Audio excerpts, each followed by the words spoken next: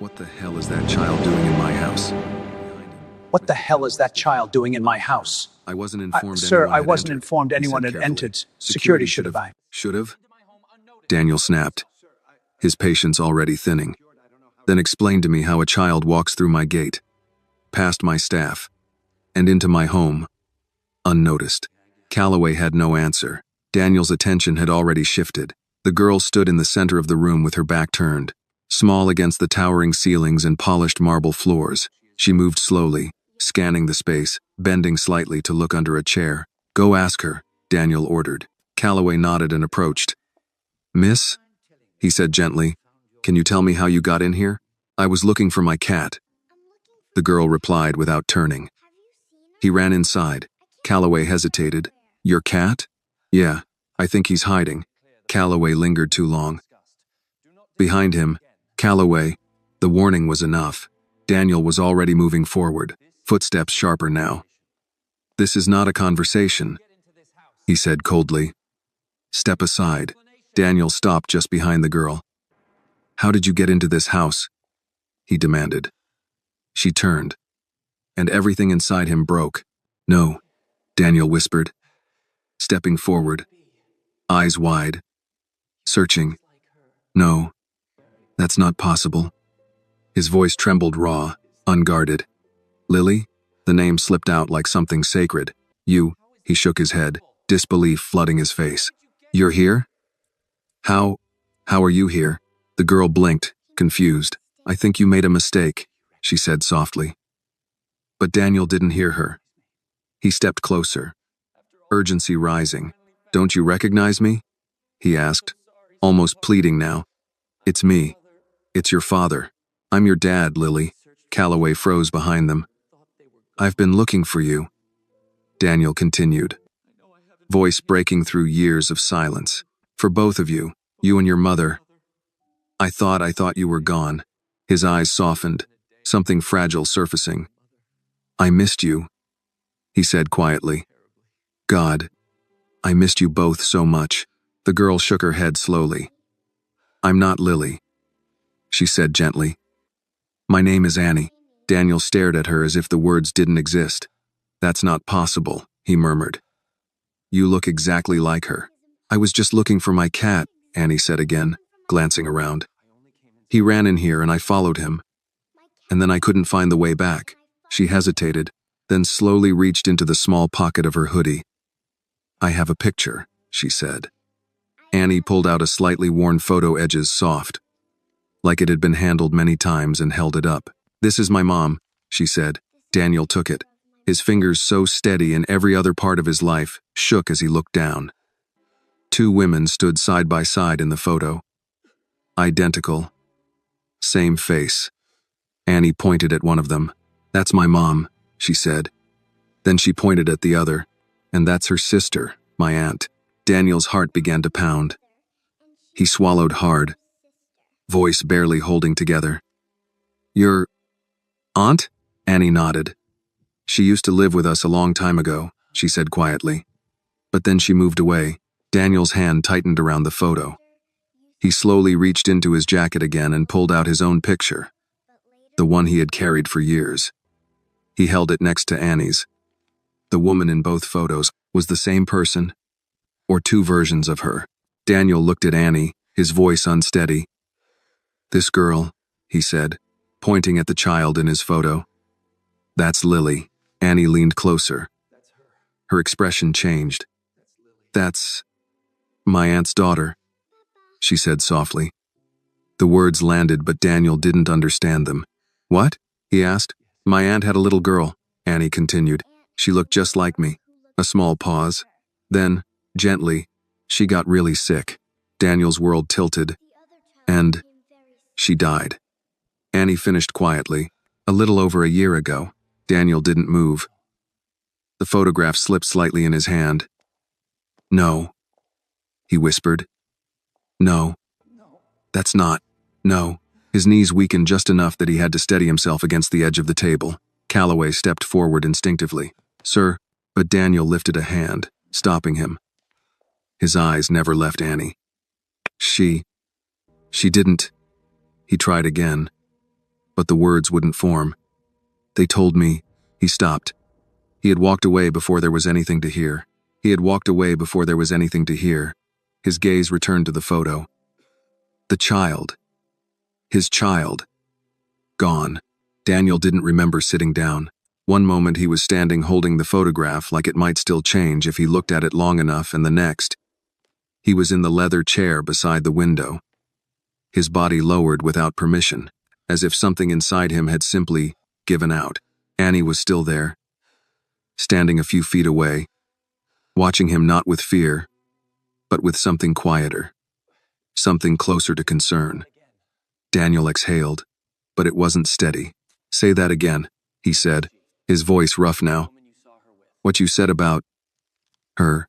Annie shifted slightly, unsure if she had done something wrong. "My aunt?" she asked. Daniel nodded once. "Barely. She got sick," Annie said softly. "My mom said it happened fast. They didn't have enough money for all the treatments." Each word landed heavier than the last. Daniel closed his eyes for a moment. Not long, just enough for the truth to settle where denial had been. When he opened them again, something had changed. "And her daughter?" he asked quietly. "Lily?" Annie nodded. "She was sick too," she said. "They tried to take care of her at home." A pause. "She used to draw a lot.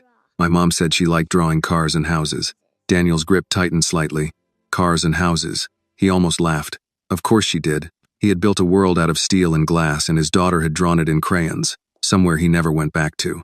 "Did she?" Daniel's voice faltered. He cleared it, trying again. "Did she ever ask about me?" The question came out softer than he intended. Annie looked at him. Really looked this time. "I don't know," she said honestly. "My mom didn't talk about you." Daniel leaned back slightly, his eyes drifting toward the tall windows. Outside, the city moved like it always did, cars passing, people walking, life continuing without pause. None of it had been enough to save a child he didn't even know he was losing. Or worse, a child he had chosen to leave. If this moment touched something inside you, take a second to like this video and share your thoughts in the comments. Tell me where you are watching from and what you felt in this scene. And if stories like this matter to you, don't forget to subscribe to the channel for more. Stories that stay with you long after they end. "Sir," Calloway said carefully, stepping closer. "Perhaps we should contact the authorities. The girl's mother must be—" "No." Calloway paused. Daniel didn't look at him.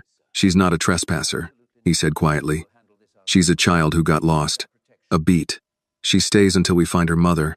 Calloway inclined his head. "Of course, sir." Daniel finally looked back at Annie. She hadn't moved much.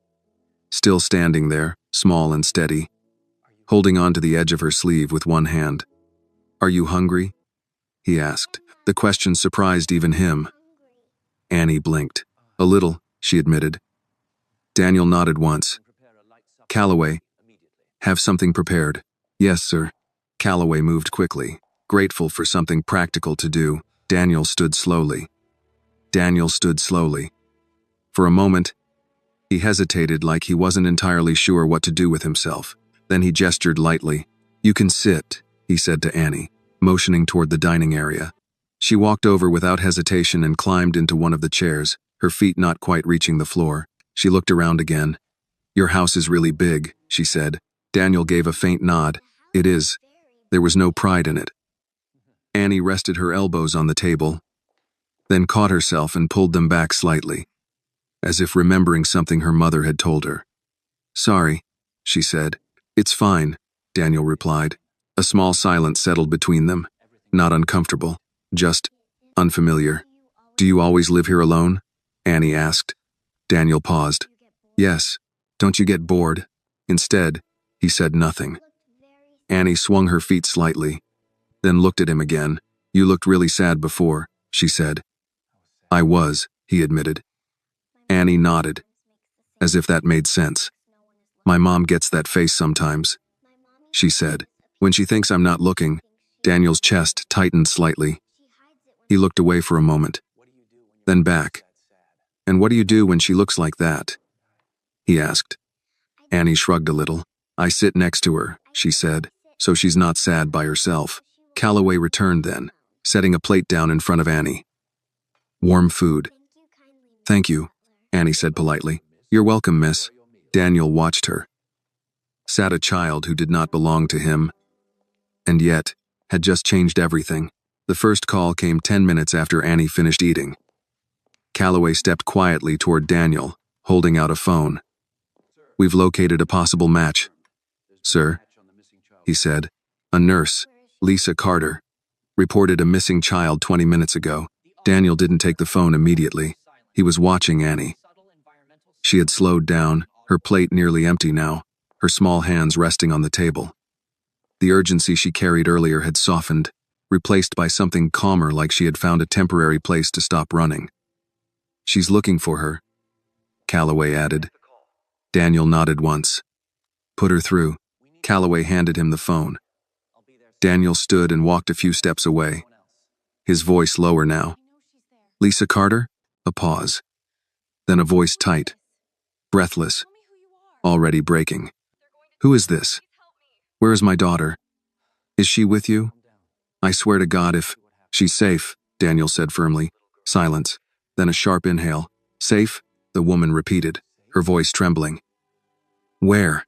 With me. Another pause. Who are you? Daniel hesitated for half a second. Then, Daniel Whitmore. The silence on the other end changed. It wasn't relief. It wasn't trust. It was something else. Recognition. I'm coming, she said immediately. The line went dead. Daniel lowered the phone slowly. Behind him, Annie looked up. Was that my mom? She asked. Yes. Is she mad?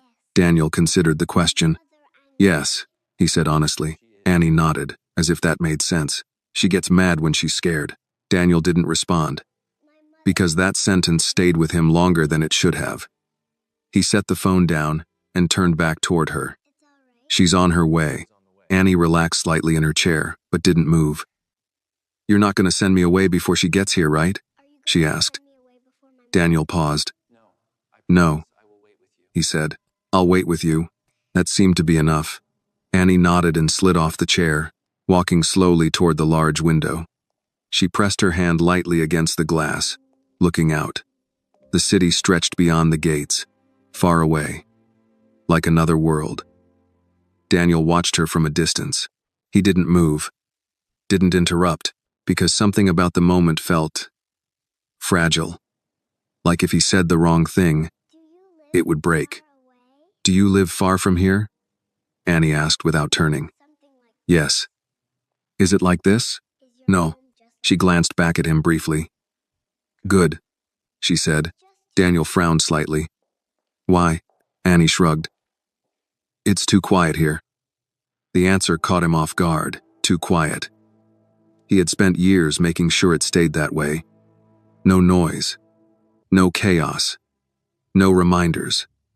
And yet, standing here now, it didn't feel peaceful. It felt empty. A car pulled up outside. The sound was distant, but Annie heard it immediately. She turned. That's her, she said. Daniel didn't ask how she knew, because she was right. Minutes later, the front doors opened. Footsteps quick, uneven, echoed through the hall. Annie, the voice broke before the name finished. Annie ran. Fast. No hesitation. She crossed the room in seconds and threw herself into her mother's arms. Lisa Carter dropped to her knees, holding her tight, almost too tight. I told you not to wander, she said, her voice shaking. Do you have any idea? I was looking for smoke, Annie said softly. Lisa pulled back just enough to look at her.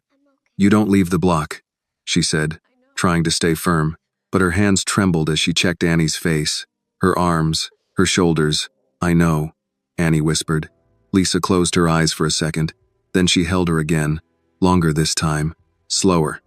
When she finally looked up, her eyes met Daniel's. Everything changed. The warmth disappeared, replaced by something guarded, sharp, protective. You, she said. Daniel didn't move. She's safe, he repeated. Lisa stood slowly, keeping one hand on Annie's shoulder. I can see that, she said, but her tone said something else. She stepped forward slightly. What I don't understand, she continued, is how my daughter ends up inside your house. Daniel held her gaze. She followed a cat through an open gate. Lisa let out a short breath. Your gate shouldn't be open. It usually isn't. A beat. Lisa looked around the room, then back at him.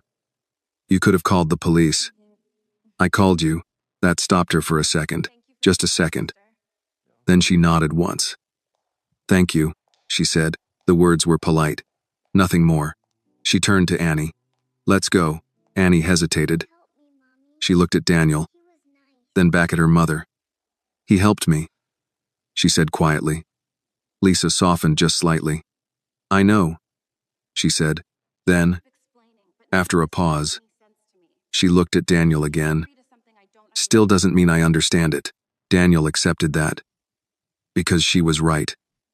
There was nothing simple about any of this. Lisa reached for Annie's hand, but Annie didn't move right away. Instead, she looked back at Daniel one more time. You don't look as sad anymore, she said. The words were simple, but they landed. Daniel didn't answer immediately, because he wasn't sure if it was true or if it was just different. Finally, he said, not the same. Annie nodded, satisfied with that. Then she took her mother's hand. Lisa turned to leave. But just before she did, she stopped, looked back at him. Stay away from us, she said quietly. Not angry, not loud, just firm, protective. Daniel didn't argue, didn't explain, didn't defend himself. He just nodded once. I understand. Lisa held his gaze for a moment longer. Then she left. The door closed behind them, and the silence returned. But it wasn't the same silence as before. Daniel stood there, unmoving. The room was exactly as it had been. The same walls, the same light, the same stillness. And yet, something had shifted. Something that's transversable. Daniel didn't look at him. Find out everything about them, he said quietly. Calloway paused. Everything? Daniel nodded. Where they live, what they need, who's around them, a beat, and why that child walked into my house, looking like my past came back to life. Calloway inclined his head. Yes, sir. Daniel remained where he was, alone again, but not untouched, because for the first time in years, the life he had built no longer felt complete, and somewhere out there was a child who wasn't his, but had just made him question everything he had become. Daniel did not sleep that night. The mansion remained silent, as it always was, but the silence no longer obeyed him. It pressed in, heavier than before, filled with something unfamiliar, unfinished thoughts, unanswered questions, and a memory that refused to stay buried. He stood by the window long after the city lights dimmed into a scattered glow, his reflection faint against the glass. For years, this view had meant control, distance, power. Now it felt like separation from something he should have never left behind. Sir, Calloway's voice came from behind him, quiet but deliberate. Daniel didn't turn. Well? He asked. I have the initial report, Calloway said, stepping closer, holding a thin folder. Lisa Carter, registered nurse. Works double shifts at St. Mary's Hospital. Daniel closed his eyes briefly. Double shifts. Of course. Address? Queens. Older residential block. Rent-controlled unit. Daniel nodded slightly. What about the sister? Calloway hesitated just enough to be noticed. There are records, he said carefully. Limited but consistent. The sister Marianne Carter moved out several years ago. No stable address after that. Daniel turned now. And the child? Calloway's voice lowered. Deceased. Approximately 14 months ago. The number landed clean. Too clean. Daniel looked away again. 14 months. Not long enough to forget. Long enough to regret. Cause? He asked. Chronic illness, Calloway replied. Advanced by the time she received treatment. Daniel let out a slow breath. Advanced, which meant too late. Or worse, ignored until it was too late. He didn't ask the next question, because he already knew the answer. Financial status? Daniel asked instead. Calloway didn't hesitate this time. Strained, medical debt, minimal insurance coverage. The sister handled most of it alone. Daniel's jaw tightened. Alone. Of course she did.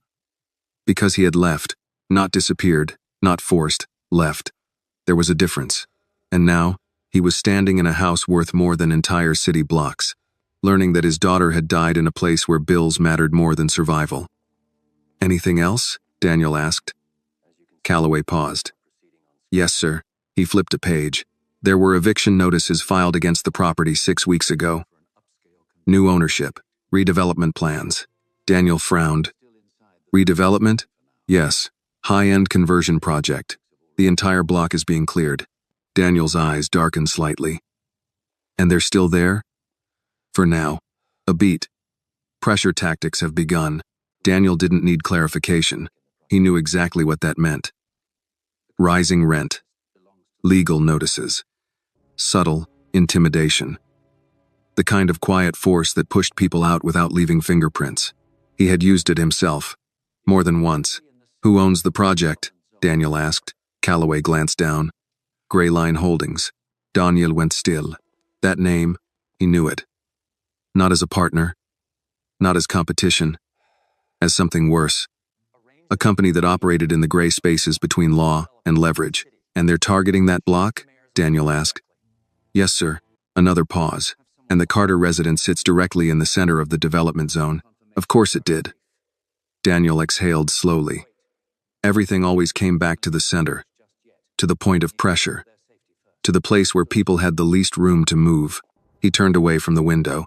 Schedule a meeting. With Gray Line? No. Daniel's voice hardened. With the city. Calloway nodded once. Yes, sir. And Calloway? Yes? Daniel hesitated for a fraction of a second. Then, have someone check on them. Calloway looked up. Discreetly, Daniel's tone made it clear this wasn't optional. Make sure they're safe. Calloway inclined his head. It will be done. He turned to leave. But Daniel spoke again. And Calloway? The older man stopped. Yes, sir? Daniel didn't look at him this time. Don't involve them directly. A beat. Not yet. Calloway understood. Yes, sir. He left quietly. The room returned to silence. But Daniel didn't move. His mind was no longer in the mansion. It was somewhere smaller, colder. A place where a woman worked too many hours, where a child learned not to ask for too much, where another child, his child, had once lived and died. Without him, Daniel sat down slowly, not out of weakness, out of weight. He reached into his jacket and pulled out the photograph again. The edges were worn now, familiar, dangerous. He stared at it for a long moment. Then, quietly, I should have come back. The words weren't loud. They weren't meant for anyone else. Just the truth, finally spoken. Outside, the city continued as it always did. Indifferent. Unchanged. But inside, something had shifted, not completely, not cleanly, but enough, because somewhere across the city, in a small apartment under pressure from forces bigger than it could fight, was a woman who had every reason to hate him, and a child who had looked at him without knowing anything about what he had done, and still asked if he was okay. Daniel closed his eyes briefly, then opened them again. The hesitation was gone, replaced by something quieter, more dangerous. Decision. He stood, straightened his jacket, and walked toward the door, because for the first time in years, Daniel Whitmore wasn't reacting. He was moving first. Daniel didn't wait for morning.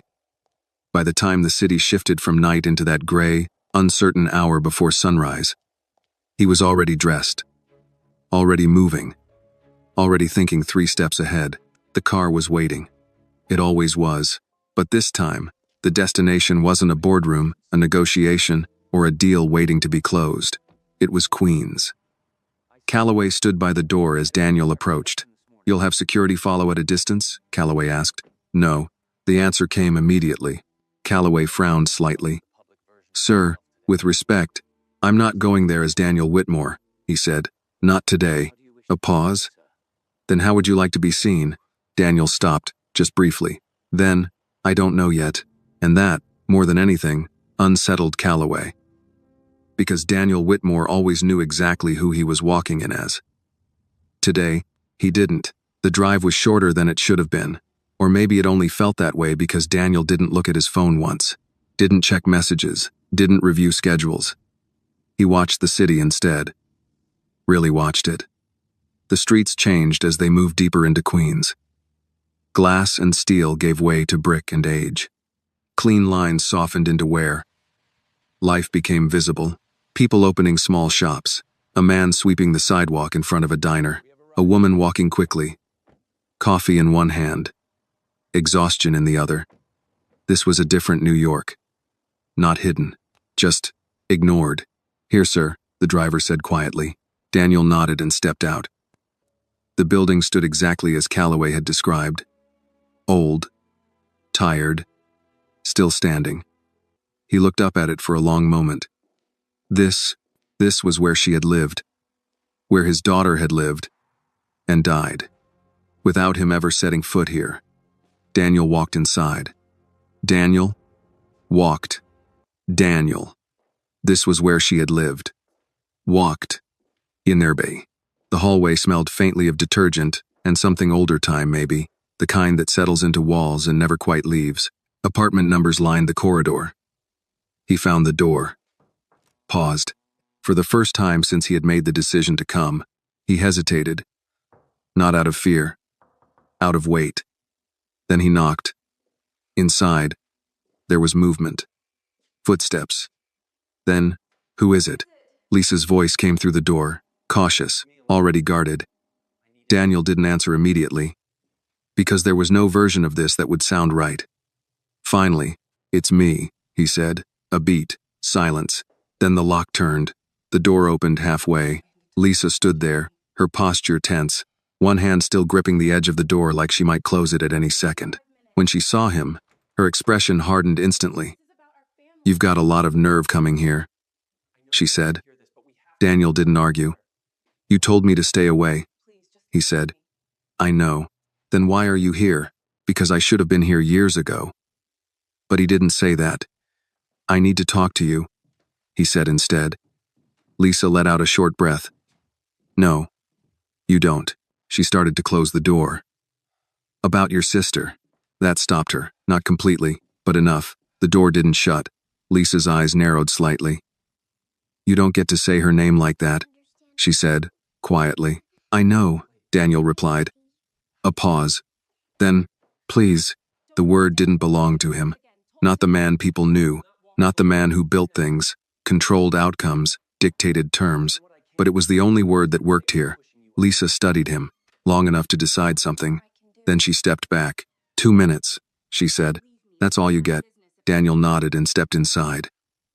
The apartment was small, but it was lived in, warm in a way his house had never been. There were drawings on the wall, shoes by the door, a faint smell of coffee and something cooking earlier. Life. Annie sat at a small table near the window, coloring quietly. She looked up when he entered. Her face brightened slightly. "You came back," she said. Daniel nodded once. "I said I would."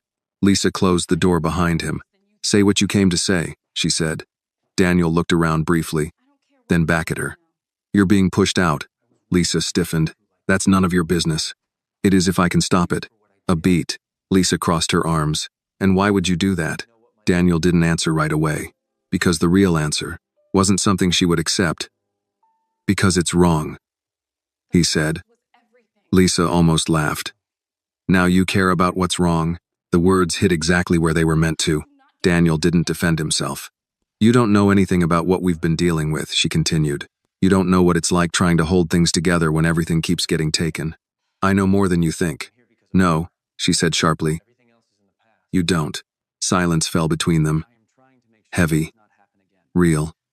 Annie watched quietly from the table, her small hands still, her crayon forgotten. Daniel took a step forward. "I know I left," he said. Lisa's expression didn't change. "I know what that cost," he added. That made something flicker, but it didn't soften her. "It cost her everything," Lisa said. Daniel nodded once. "I know. You don't get to fix that." "I'm not trying to fix it." "Then what are you doing here?" Daniel looked at Annie, then back at Lisa. "I'm trying to make sure it doesn't happen again." Lisa followed his gaze. Her shoulders tightened slightly. Protective, always protective. She's not yours, Lisa said quietly. I know. The answer came without hesitation. And that mattered more than anything else he could have said. Lisa studied him again, searching for something. A lie, an angle, a reason not to believe him. But Daniel didn't move, didn't push, didn't explain further. Because this wasn't a deal. It wasn't a negotiation. It was something else. Something slower, harder. I can stop the eviction, he said finally. Lisa's eyes sharpened. How? I own the project now. Silence. Complete. Annie blinked. Lisa didn't. That's not possible, she said. It is. A beat. And I will. Lisa shook her head slowly. No, she said. No. Nothing comes free from people like you. Daniel expected that. You don't owe me anything, he said. That's not how this works. It is this time. Lisa stared at him, long, unmoving. Why? She asked. Daniel didn't answer right away, because the truth was simple, but not easy. Finally, because I should have shown up sooner. The room went quiet. Annie looked between them, not understanding everything, but understanding enough. Lisa exhaled slowly. Not agreement, not forgiveness, but something less rigid than before. We'll see, she said. It wasn't trust, but it wasn't rejection either. And for now, that was enough. Daniel didn't leave immediately. That surprised Lisa more than anything else. Most men like him, men with kata influence, came in, said what they needed to say, and left before anyone could question their intentions, but not comfortably. Not like he belonged. Just present. Annie had gone back to her small table. Her crayons spread out again, though she wasn't really drawing. Every few seconds, she glanced up, checking if he was still there. He was, standing near the doorway, not sitting, not imposing, as if he understood that every inch closer had to be earned. Lisa watched him carefully. You said you own the project, she said finally. Daniel nodded. When did that happen?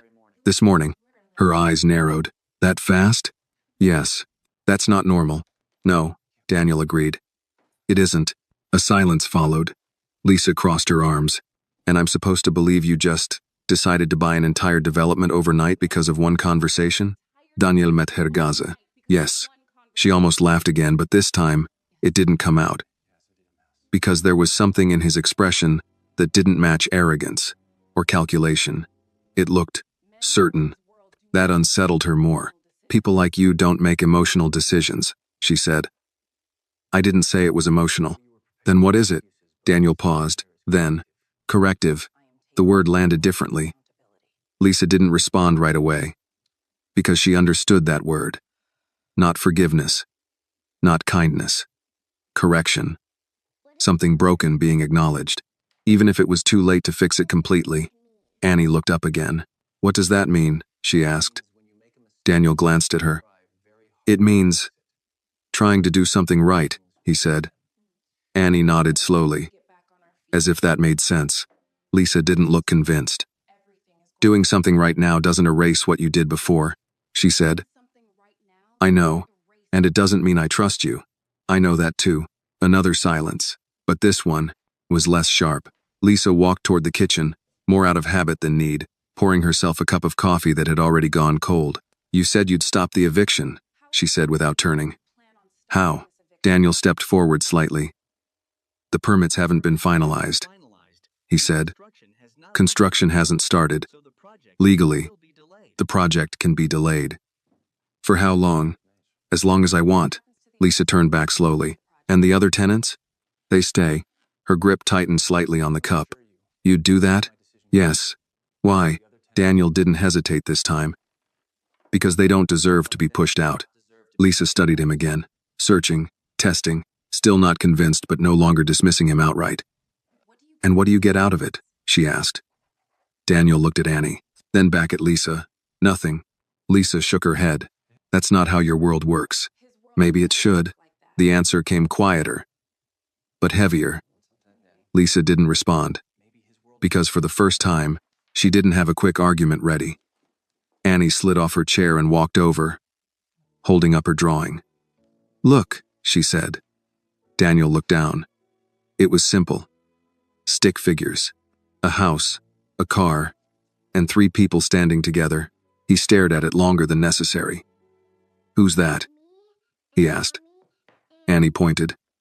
"That's me." Then another figure. "That's my mom." Then she hesitated slightly before pointing to the third. "That's you." The room went still, but Annie kept going. "You were in my dream," she said simply. "You weren't sad in that one." Daniel didn't move, didn't speak. Because something about the drawing, something about the way she said it, landed deeper than anything else had. "I don't belong in that picture," he said finally. Annie frowned slightly. "Why not?" He didn't answer. Because there wasn't a version of the truth that made sense to a child. Lisa stepped forward, gently lowering Annie's hand. "That's enough," she said softly. Annie looked between them, sensing the shift, then nodded and went back to the table. Silence settled again, but it wasn't empty. It was full of things neither of them knew how to say. "You can't just walk into our lives," Lisa said after a moment. "I'm not trying to. That's exactly what this feels like." Daniel considered that, then nodded once. "Then I'll step back." Lisa blinked slightly. That wasn't what she expected. "I'll handle the situation with the building," he continued. "Quietly. No involvement from you." "And then?" Daniel paused. Then I wait." Lisa frowned. "For what?" "For you to decide if I should be anywhere near your lives." The honesty of that, it disarmed her more than anything else he had said. Because there was no pressure in it. No demand. Just patience. And that was something she hadn't seen from him before. Annie looked up again. "You're leaving?" she asked. Daniel nodded. "For now." She seemed to think about that. Then, "Okay," she said. "No drama. No sadness. Just acceptance." But as he turned toward the door, she added quietly, "You can come back if you want." Lisa closed her eyes briefly. Daniel stopped. Just for a second. Then he looked back at her. "I'll wait," he said. Annie nodded, satisfied. Daniel opened the door, stepped out into the hallway. And this time, when it closed behind him, the silence didn't feel like control. It felt like distance.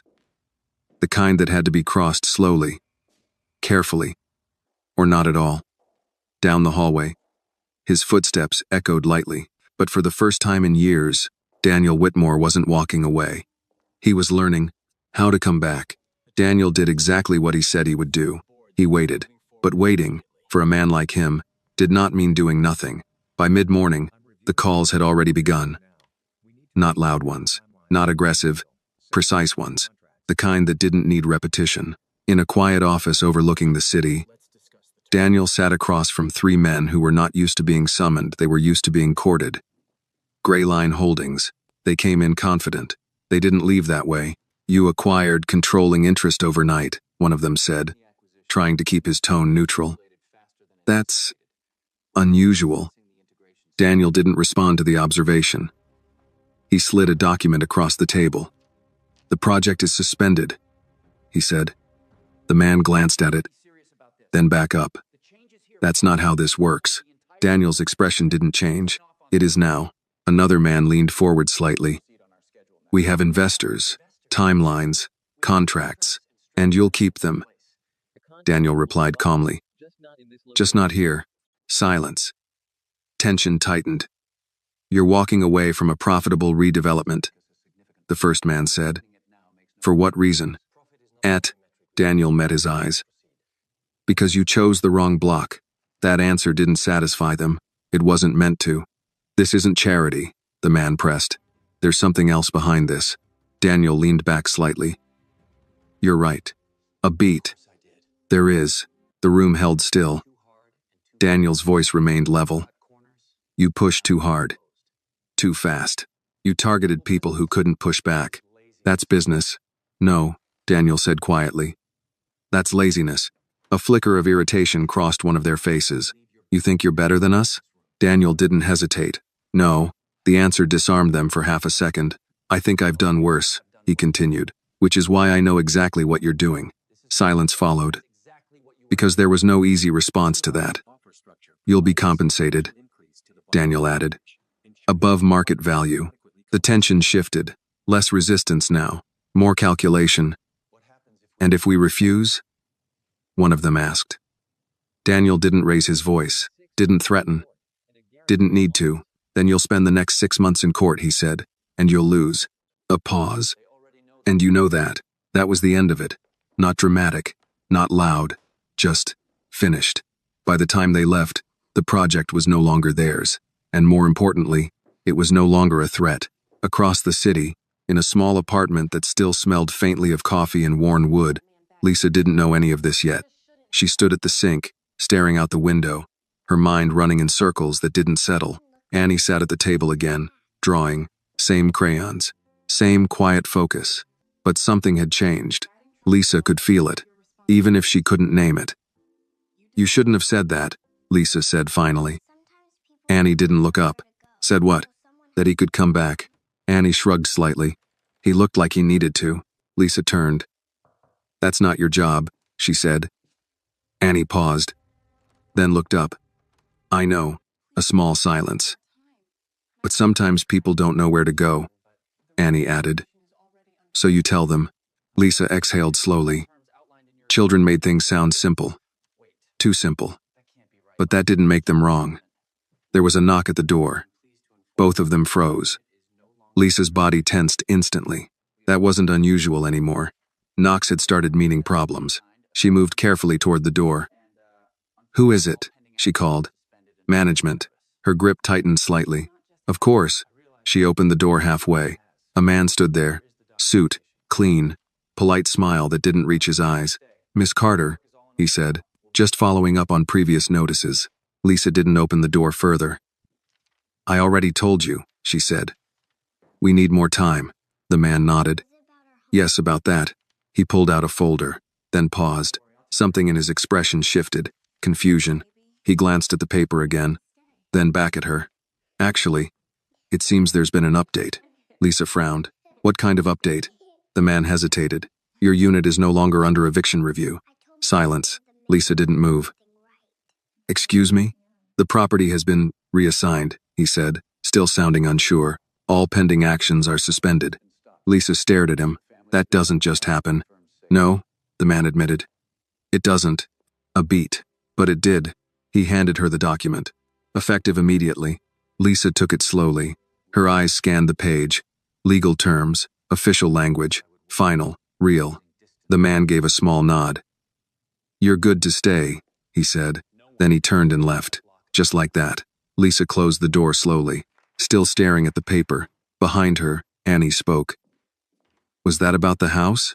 Lisa didn't answer right away, because her mind had already gone somewhere else. To a man standing in her doorway the night before. Saying, I'll handle it, she exhaled, long, unsteady. Annie walked over. What happened? Lisa looked down at her, then at the paper, then back at her. We're not getting kicked out, she said. Annie's face lit up. Really? Lisa nodded. Really? A small pause. Then Annie smiled. I told you, she said. Lisa frowned slightly. Told me what? That he would do something right. Lisa didn't respond, because the truth was, he had, and that made everything more complicated. Far across the city, Daniel stood in his office, looking out over the skyline. Calloway stepped in quietly. It's done, he said. Daniel nodded once. And them? They've been notified. A pause. They're safe. Daniel didn't respond immediately, but his shoulders shifted slightly. Just enough to release something he hadn't realized he was holding.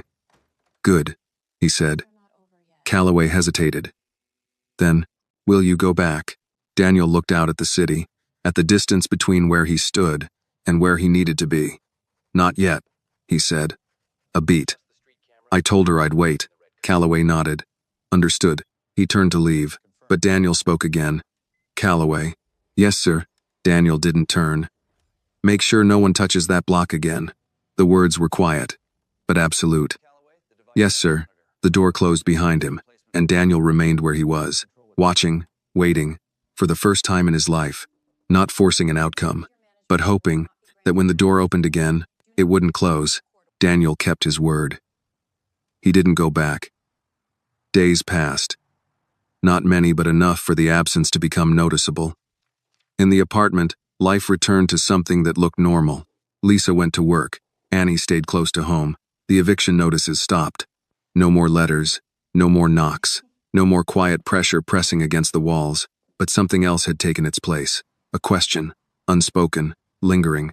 On the third evening, Annie sat by the window again, her chin resting on her folded arms, watching the street below.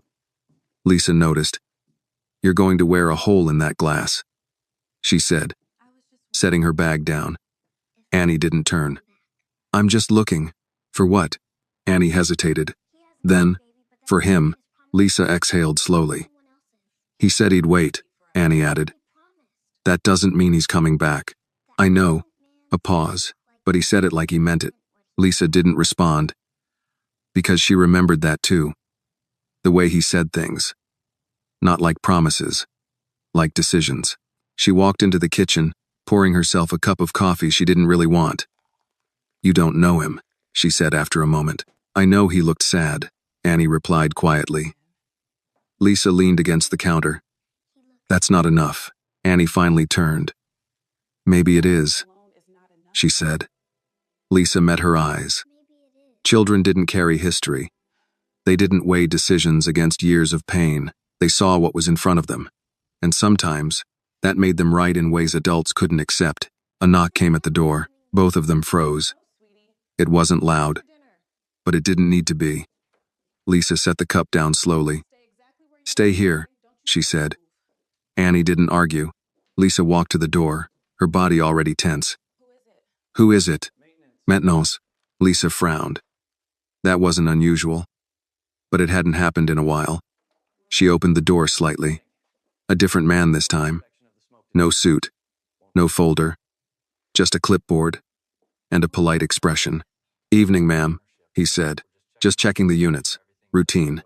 Lisa studied him. "Since when?" "New ownership," he said. "We're making sure everything's up to code." That made sense. More sense than anything else had lately. She opened the door a little wider. "Make it quick," she said. He nodded and stepped inside, glancing around with practiced efficiency. Annie watched from the table.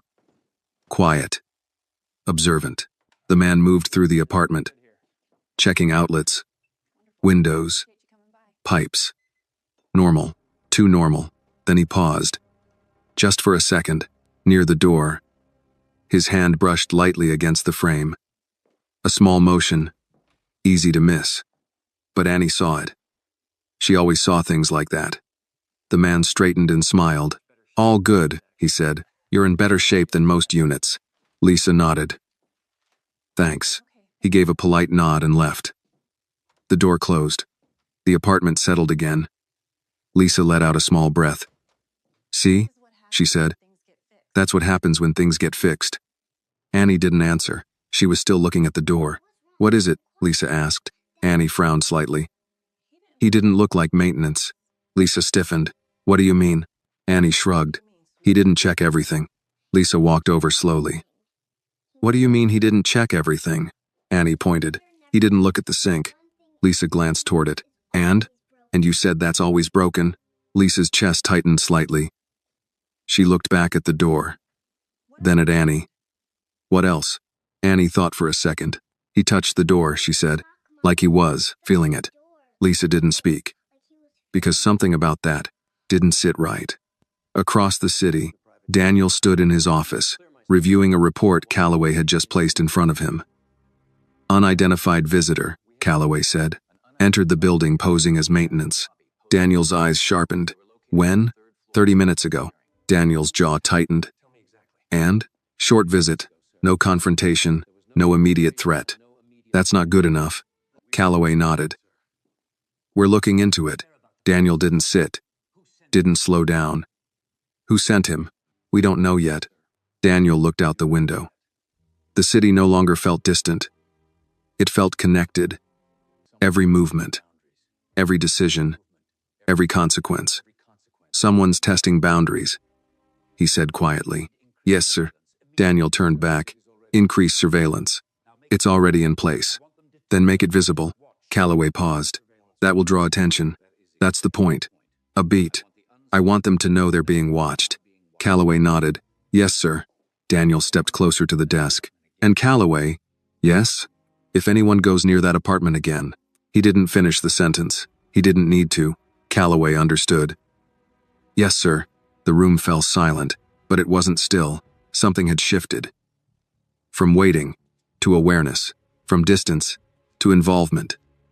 Back in the apartment, Lisa locked the door, checked it twice. Then, once more. Annie watched quietly. You think something's wrong? She asked. Lisa hesitated. Then, I think things aren't over yet. Annie nodded slowly, as if she already knew that. She walked back to the table, picked up her crayon, and began drawing again. But this time, the picture was different. The house was the same. She was still there. Her mom was still there. But outside, near the door, she drew a shadow, watching, and far away, she added another figure, standing still, waiting, watching back. Daniel didn't wait for the next move. He had learned that lesson the hard way years ago, when waiting had cost him everything. This time, he moved first. By noon, the building across from Lisa's apartment had a new tenant. No paperwork, no announcement, just a man sitting by a window that had a clear view of the entrance. By evening, there were two more. Different faces, different positions, all quiet, all watching. Daniel stood in his office, reviewing live feeds that weren't officially his. Angle 3, he said. Calloway adjusted the screen. The hallway outside Lisa's apartment appeared grainy, but clear enough.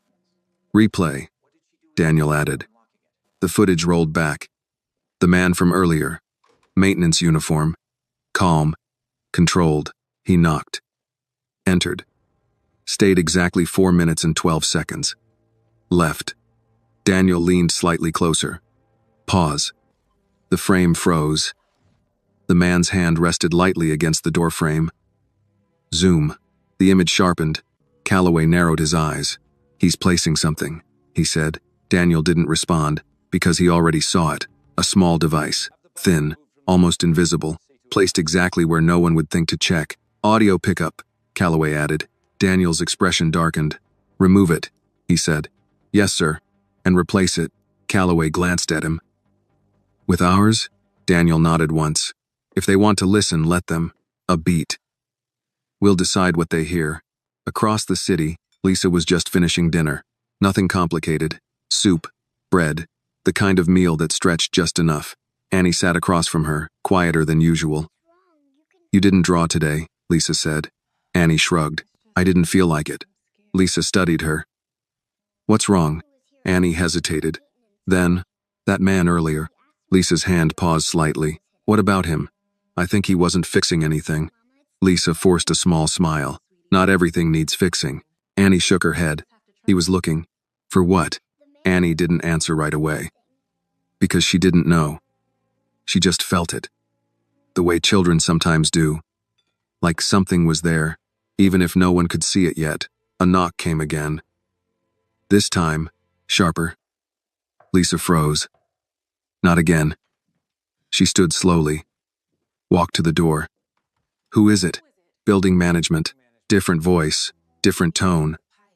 Lisa didn't open the door fully. What do you want? Just a quick follow-up. Won't take long. Lisa hesitated. Then, no, she said. Silence on the other side. Then, ma'am, this is standard. I said no. Her voice didn't rise. But it didn't bend either. Another pause. Then footsteps. Leaving. Lisa stood there for a moment longer, then locked the door. Again. Annie watched. He came back, she said quietly. Lisa nodded. Yes. That's not normal. No, Lisa admitted. It isn't.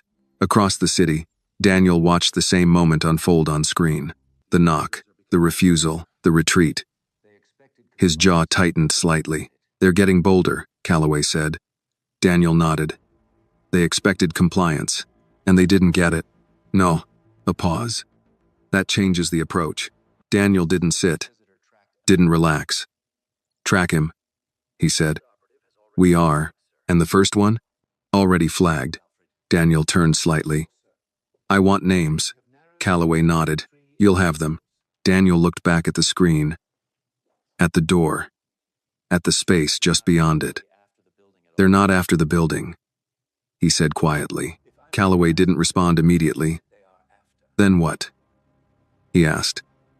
Daniel's eyes narrowed slightly. They're checking reactions. A beat, testing who responds. Calloway understood. And now they know. Daniel nodded.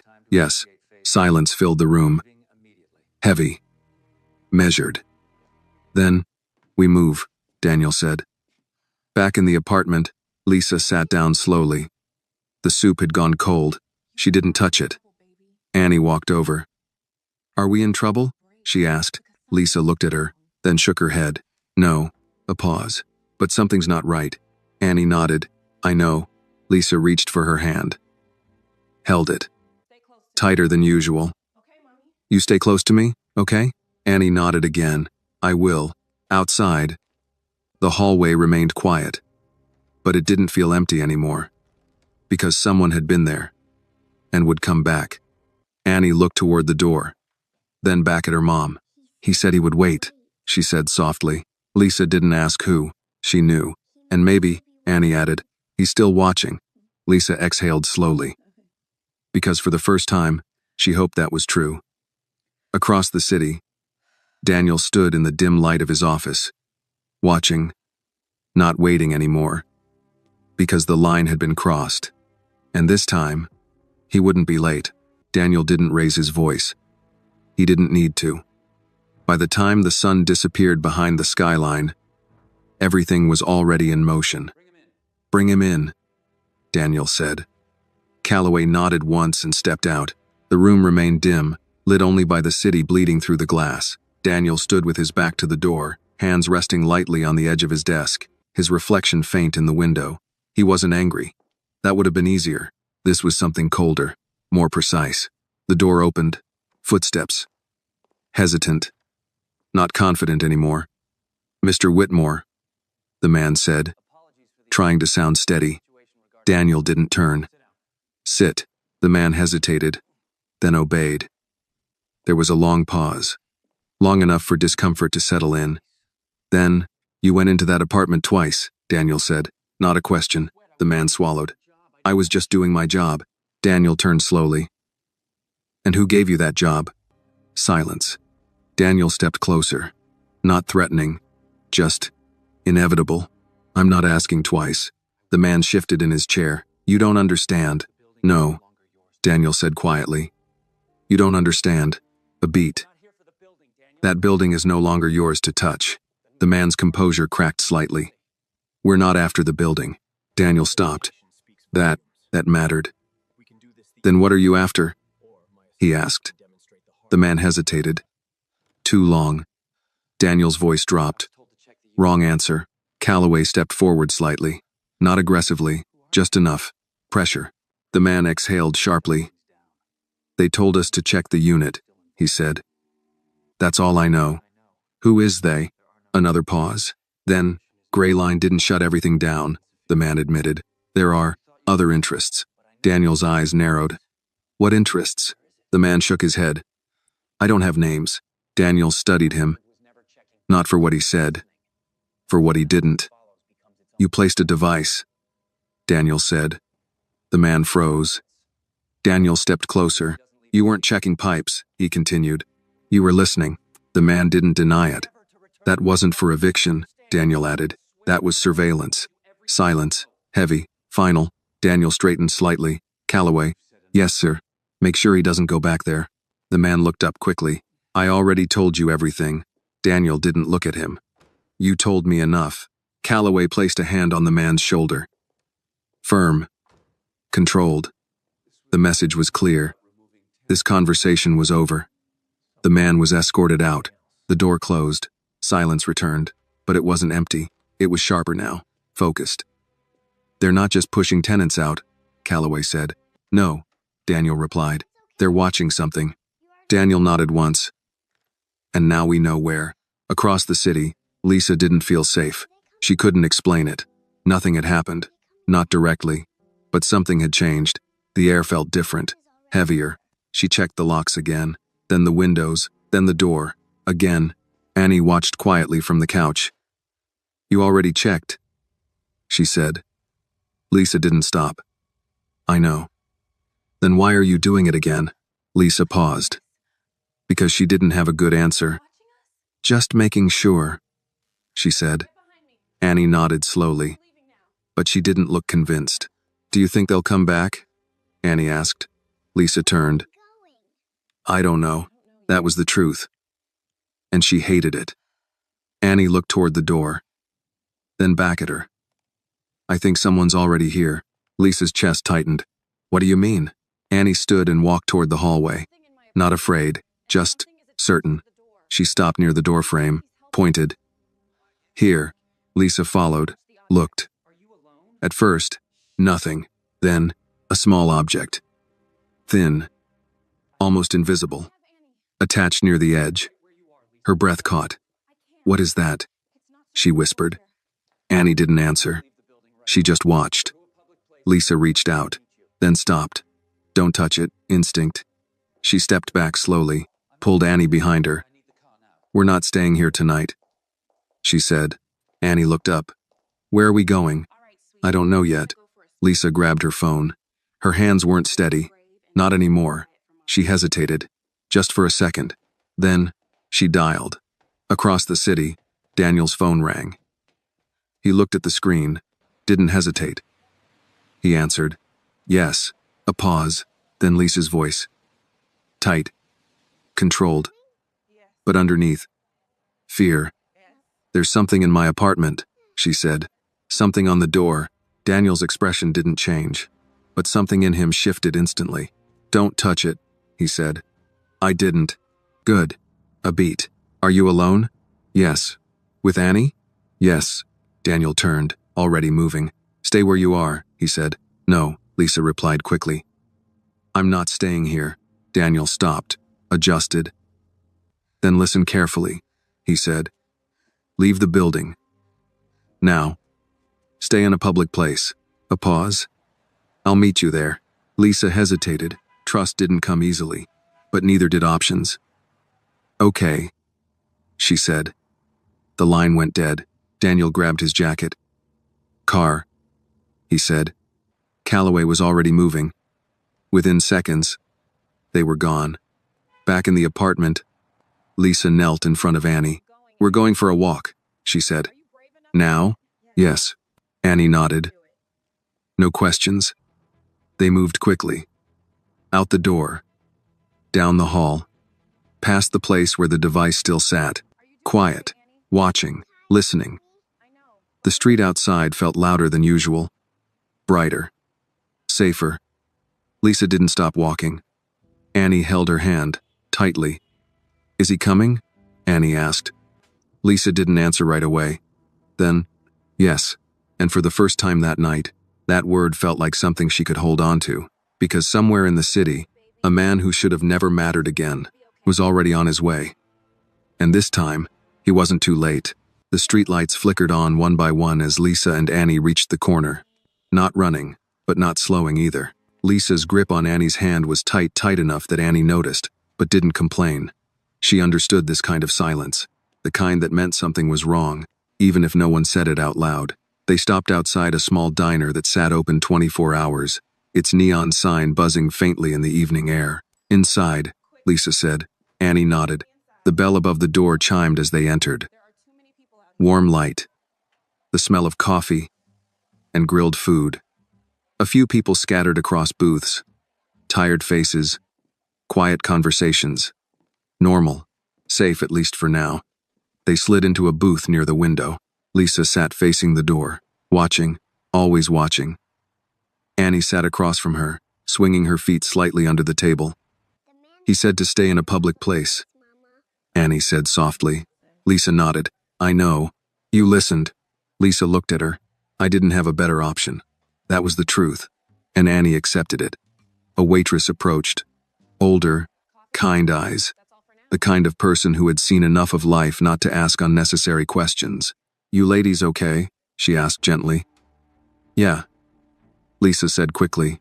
Just coffee and maybe some fries. The waitress nodded. I'll bring it right out. She didn't press, didn't linger, just left them with a quiet understanding. Lisa exhaled slowly, but her eyes never left the door. Minutes passed, each one longer than the last. Then, a car pulled up outside. Not loud, not flashy, but deliberate. Annie saw it first. He's here, she said. Lisa didn't ask how she knew, because when the door opened, Daniel Whitmore walked in. He didn't rush, didn't draw attention, but everything about him shifted the space around him. People noticed. Even if they didn't know why, his eyes found them immediately, and something in his expression, tight, focused, eased just slightly when he saw they were okay.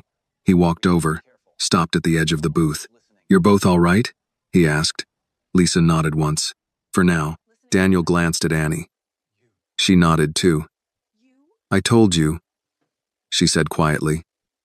You came back. Daniel held her gaze for a second, then looked at Lisa. Did anyone follow you? No. Did you touch the device? No. Good. He slid into the seat across from Lisa, next to Annie. Not close, but not distant either. Controlled. What is it? Lisa asked. That thing in my apartment. Daniel didn't answer immediately, because there was no version of the truth that wouldn't change everything. Someone's listening, he said finally.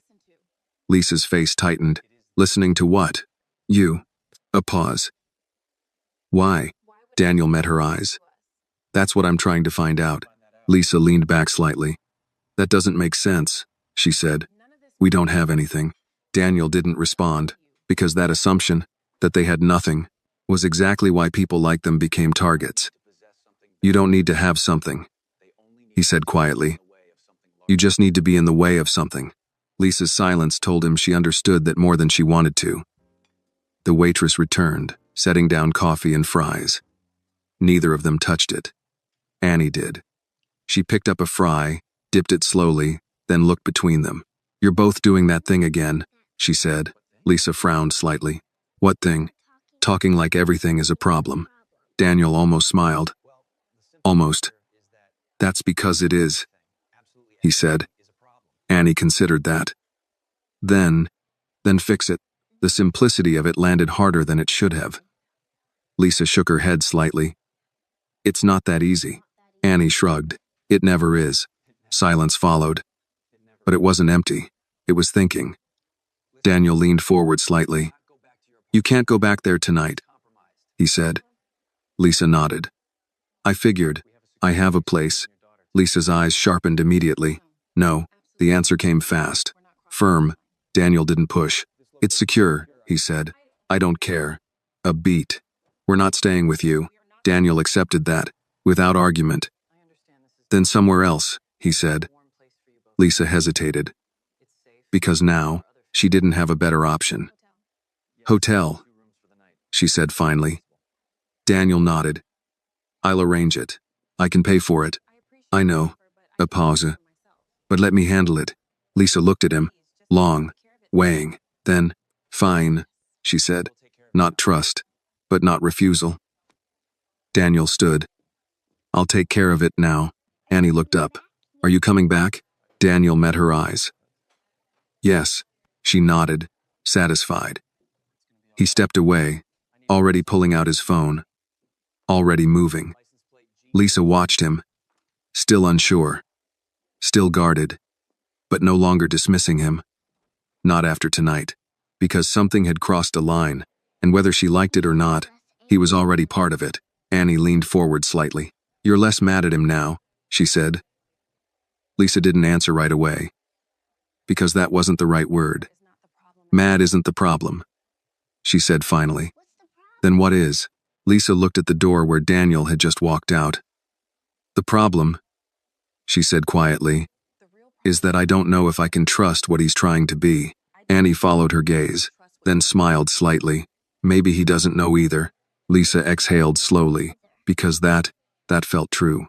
Outside, Daniel stood by the car, giving instructions, his voice low, controlled. But his eyes were already back on the diner, on the two people inside. Because this was no longer about fixing a mistake. This was about protecting something that had already been targeted. And this time, he wasn't going to walk away. Daniel didn't take long. By the time he returned to the diner, the plan was already in place. "Room's ready," he said, sliding back into the booth. "Midtown. Secure building. Private access." Lisa nodded once. "That's fine." She didn't ask how he arranged it so fast. Didn't want to know. Annie looked between them. "Are we going now?" Daniel checked his watch. "Yes." Lisa stood first, already gathering her bag, her movements quick but controlled. Annie followed, slipping her small hand into her mother's again. They stepped out into the night. The air had cooled. The street was still alive but not safe in the way it had felt before. Daniel opened the car door. "Get in." Lisa hesitated for half a second, then did, because at this point, safety mattered more than pride. The ride was quiet. No music. No small talk. Just the hum of the city moving past them. Annie sat between them, looking out the window. "You always ride in cars like this?" she asked Daniel. "Most of the time." She nodded. "It's quiet." Daniel glanced at her. "Yes." Annie thought about that. "Too quiet," she said. Daniel didn't argue. Because she wasn't wrong. The hotel rose ahead of them. Glass, steel, controlled entry. Not extravagant, not showy. Just secure. Daniel stepped out first, scanning the entrance without making it obvious. "Come on," he said. Inside, everything moved efficiently. No waiting. No questions. A key card was handed over. "Top floor," Daniel said. Lisa took it. "Thank you." The words were polite, but this time, there was something else in them. Not trust, but acknowledgement. They took the elevator. Silence again. When the doors opened, the hallway was empty. Soft carpet, muted lighting, no noise. Lisa unlocked the door. Checked the room immediately. Bathroom. Closet. Windows. Then finally, she nodded. "It's fine." Annie walked in slowly, looking around. "It's bigger than our place," she said. Lisa gave a faint smile. "Most places are." Annie set her small bag down, then turned to Daniel. "Are you staying?" The question hung in the air. Daniel looked at Lisa. She shook her head slightly. "No," she said. Not harsh, just clear. Daniel nodded. "I'll be downstairs," he said. "If anything happens, call." Lisa hesitated. Then, "Okay." Another small shift, another step. Daniel turned to leave. But Annie spoke again. "Wait." He stopped. She walked over, held something out, a crayon drawing, the same one, the house, the three figures, but now, there was something new. A fourth figure, standing closer, not far away anymore. Daniel looked at it, then at her. "I changed it," Annie said. He nodded slowly. "I see that." She smiled slightly. "You're not outside anymore." Daniel didn't speak right away, because something about that, something simple, had just landed deeper than anything else. "Thank you," he said quietly. Annie nodded, satisfied. Lisa watched the exchange, didn't interrupt, but something in her expression softened. Just a little. Daniel turned and left. The door closed behind him. Inside the room, silence settled again. But it wasn't the same silence as before. Lisa sat down slowly on the edge of the bed. Annie climbed up beside her. "We're safe now, right?" Annie asked. Lisa looked around, then at her. "For tonight," she said. Annie leaned against her. "That's enough." Lisa wrapped an arm around her, held her close. Because for now, it had to be. Downstairs, Daniel stood near the entrance, watching the lobby through the reflection in the glass. Calloway approached quietly. "Room secured," he said. Daniel nodded. "Surveillance?" "In place." "And outside?" "Covered." Daniel exhaled slowly, but he didn't relax. Because this wasn't over. Any updates? He asked. Calloway hesitated. Then, we identified one of the men. Daniel turned. And? Former contractor. Worked security logistics. Daniel's eyes narrowed. Who hired him? Calloway shook his head. Still digging. A pause. But this wasn't random. Daniel nodded. I know. Silence stretched between them. Then, they're not going to stop, Calloway said. Daniel looked back toward the elevator. Toward the floor where Lisa and Annie were now. No, he said quietly. They're not. A beat. But neither am I. Calloway didn't respond. Because he didn't need to. He had seen that look before. Not often. But enough to understand what it meant. This wasn't business anymore. This was personal. And when something became personal for Daniel Whitmore, it didn't end halfway. Upstairs, Annie had already fallen asleep, curled slightly on the bed, one hand still resting near the drawing she had given him. Lisa sat beside her, watching, not moving, not thinking about tomorrow, just this moment, because that was all she could hold right now. For the first time in days, no knocks, no pressure, no unknown presence behind the door, just quiet. She leaned back slightly, closed her eyes, but sleep didn't come, because her mind kept circling back, to him. To the way he showed up. To the way he didn't push, didn't demand. Just stayed. And that was the part she didn't know what to do with, because men like him didn't usually stay, and yet, he had. Downstairs, Daniel remained exactly where he was. Watching, waiting, but no longer uncertain. Because whatever this was, whatever had started, it wasn't over. Not even close. And this time, he would see it through to the end. Daniel stayed in the lobby until past midnight. Not because he had to. Because leaving felt wrong. The hotel had settled into its late-night rhythm, quiet footsteps, low voices, the occasional elevator chime breaking the stillness. Staff moved with soft efficiency. Guests came and went without noticing him. But Daniel noticed everything. Every face. Every movement. Every pause that lasted a second too long. Calloway stood a few steps behind him, giving space but never distance. You should rest. Sir, he said quietly. Daniel didn't look at him. They came twice in one day, he replied. They won't wait long to try again. Calloway nodded. Security is layered. No one gets near that floor without clearance. Daniel's gaze remained fixed ahead. That didn't stop them before. A pause. No, Calloway admitted. It didn't. Silence followed. Then, I want names by morning, Daniel said. You'll have them. And I want to know why. Calloway didn't respond immediately, because that question was the one that mattered. Upstairs, the room was still. Annie slept deeply. Her breathing even. One hand curled loosely near her face. The drawing lay beside her on the bed, slightly crumpled now, but still clear. Lisa hadn't moved much. She sat in the chair near the window, watching the city below. Lights, cars, distance. Her mind didn't settle. It circled. Back to the apartment. The knock. The device. The call. And then, him. The way he answered. The way he didn't hesitate. The way he showed up. She exhaled slowly. Because none of that made sense. Not for someone like him. A soft knock at the door. Lisa froze. Every muscle tightened instantly. Not again. She stood slowly, moved toward the door. Careful. Who is it? Room service. Lisa didn't open it. We didn't order anything. A pause. Then, complimentary, ma'am.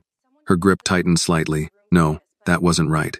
Go away, she said. Silence. Then footsteps. Leaving. Lisa stood there for a long moment. Then stepped back. Something wasn't right. Again. She reached for her phone. Downstairs, Daniel's phone vibrated. He answered immediately. Yes, there was someone at the door, Lisa said, her voice controlled but tight. Room service. We didn't order anything. Daniel didn't hesitate. Did you open it? No. Good. He was already moving. Stay inside. Don't open the door for anyone. A beat. I'm coming up. The line went dead. Daniel turned sharply. Calloway. Yes, sir. Lock the elevators to that floor. Already done. Daniel was already walking. Fast now. Not controlled. Not measured. Focused. The elevator ride felt longer than it should have. Every second stretched. Every floor too slow. When the doors opened, 2 security personnel were already in position. No one's passed, one of them said. Daniel didn't stop. He walked straight to the room, knocked once. Firm. It's me. The door opened immediately. Lisa stood there, tense, alert. Annie still asleep behind her. Daniel stepped inside. Anyone else? He asked. No. He moved through the room quickly, checked the bathroom, the closet, the windows. Clear. He stopped near the door, examined the handle. Then, the frame. His eyes narrowed slightly. They were here, he said. Lisa's stomach dropped. What? They didn't need you to open the door. A beat. They just needed to confirm you were inside. Lisa stepped back slightly. Why? Daniel looked at her. Because now, he knew. They're narrowing the target. Silence. Heavy. Unavoidable. Lisa shook her head slightly. This doesn't make sense, she said. We don't have anything they want. Daniel didn't answer right away. Because that assumption was the mistake. They're not after what you have, he said quietly. Then what? Daniel's gaze shifted briefly to Annie. Then back. They're after what you are connected to. Lisa froze. No, she said immediately. No, we're not connected to anything. Daniel held her gaze. You are now. The words landed. Hard. Lisa's chest tightened. You brought this here, she said, not accusing, just realizing. Daniel didn't deny it. Yes. Silence filled the room. For a moment, it felt like everything might break again. But Annie stirred slightly, shifted in her sleep. And that stopped it. Lisa looked at her, then back at Daniel. What do we do? She asked. The question came quieter now.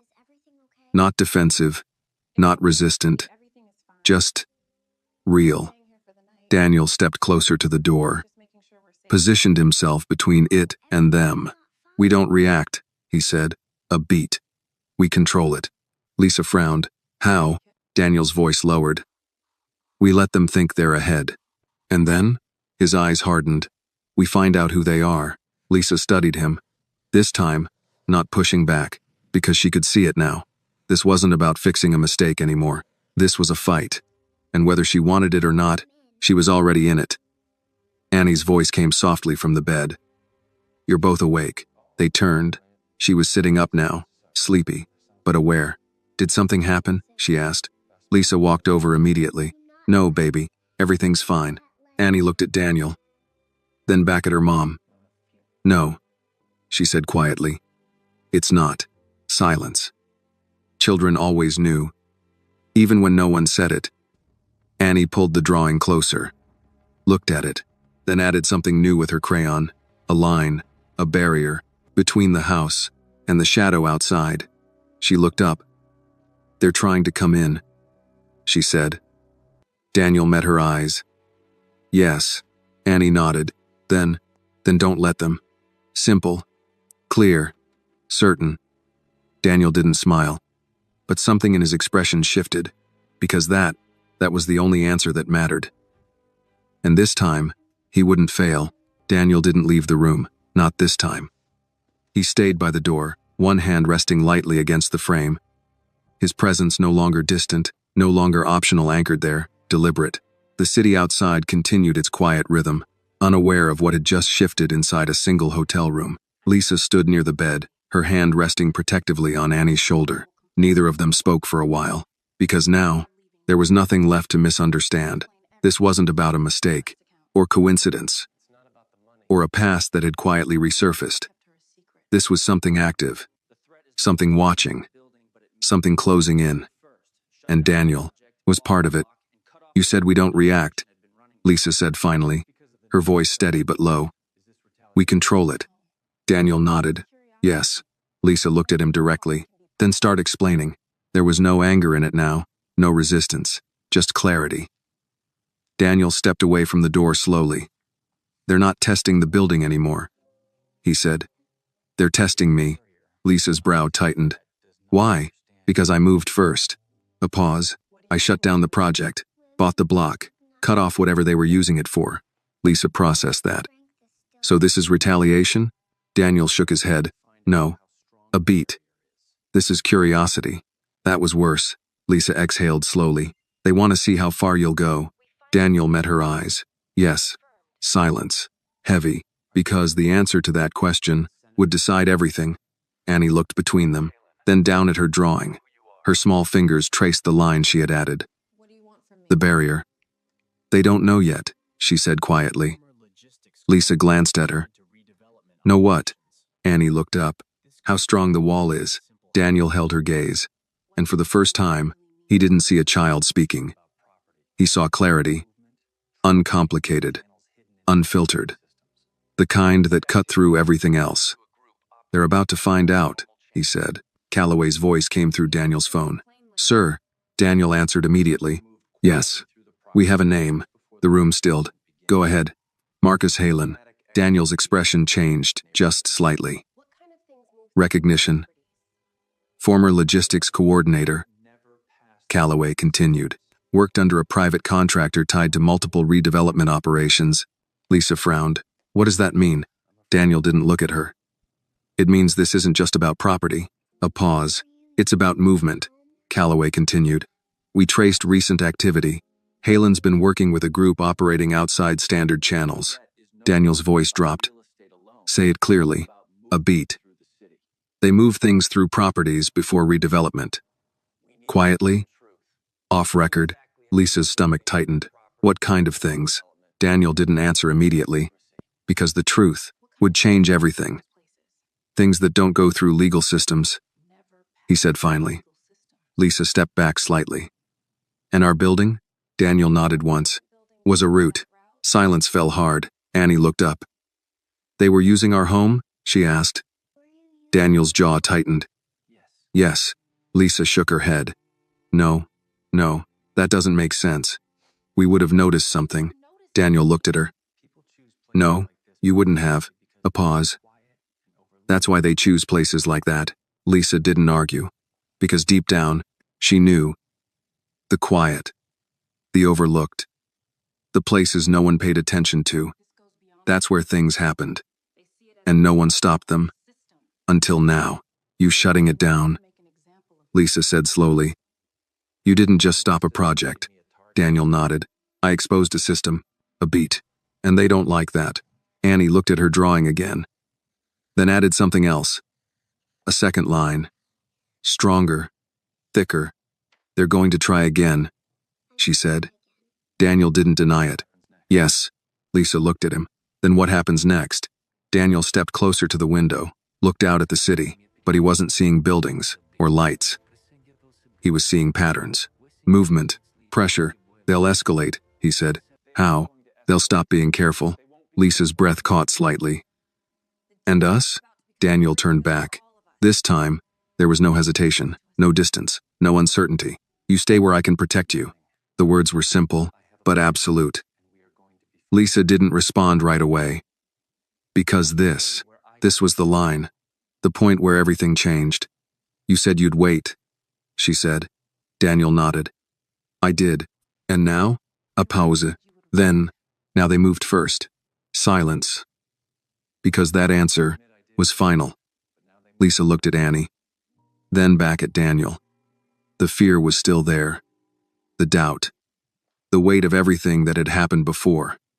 But now, there was something else. A decision forming. Slow, careful, real. Okay, she said. The word came quietly, but it held. Daniel didn't react outwardly. But something inside him settled. Not relief, not victory. Just alignment. Annie smiled slightly. I told you, she said. Lisa looked down at her. Told me what? That he wouldn't let them in. Lisa exhaled, then nodded. Not fully, not completely, but enough. Daniel stepped back toward the door. Get some rest, he said. Tomorrow changes things. Lisa frowned. How? Daniel paused. Then, we stopped waiting. He opened the door. Then stopped. Looked back once. At Annie, at Lisa, at something he had almost lost, and almost missed again. "This ends," he said quietly. Not a promise, not a threat, a decision. The door closed behind him, and for the first time, the silence in the room didn't feel like fear. It felt like the moment before something breaks, or is finally put back together. Outside, the city kept moving, unaware, unchanged. But inside, the line had been drawn.